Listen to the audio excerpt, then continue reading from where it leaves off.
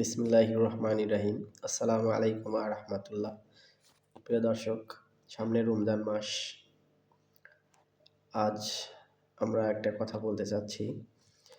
আল্লাহ তাআলা এই রমজান মাসে আমাদের যা কিছু বরকতময় সবই পরিপূর্ণভাবে দিয়ে থাকেন।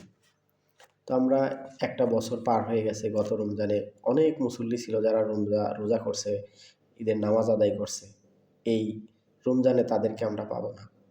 আল্লাহ তাআলার কাছে দোয়া করি, যারা গত হয়ে গেছে তাদেরকে জান্নাতবাসী করুক, তাদের সকল পাপ দূর করে দিক, তাদেরকে জান্নাতের উচ্চ মাকাম দান করুক এবং যারা পৃথিবীতে আছে, যারা ভুল করছে তাদের ভুলগুলো ক্ষমা করে দিক, নতুন জীবন শুরু করার মতো তৌফিক দান করুক। সামনে রমজান মাসে সকল গুনাহ মাফ করার জন্য আল্লাহ তাআলার কাছে সবাই অঝরে চোখের পানি ছেড়ে দিয়ে চাইবেন এবং ভবিষ্যতে যেন আমরা পাপ থেকে দূরে থাকি সেই জন্য আল্লাহ তাআলার কাছে পানা চাইবেন এবং কখনো যেন আর পাপের মধ্যে না ডুবি সেই হিসেবে আল্লাহ তাআলার কাছে ক্ষমা চাইবেন।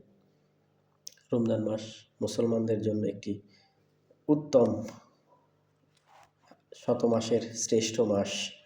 সেই হিসাবে আপনারা অবশ্যই রমজানের প্রত্যেকটি রোজা রাখবেন, আল্লাহ যদি তৌফিক দান করে, এবং আল্লাহর কাছে বিনয়ের সাথে চাইবেন। আল্লাহ ক্ষমাকারী, আল্লাহ তাআলা আপনাকে অবশ্যই ক্ষমা করবেন এবং সকল রোজা সুস্থতার সাথে পালন করার জন্য আমি আল্লাহর কাছে দোয়া করি, আল্লাহ যেন আপনার সকল রোজাগুলো সম্পূর্ণভাবে পালন করতে দেয়। আসসালামু আলাইকুম ওয়া রাহমাতুল্লাহ।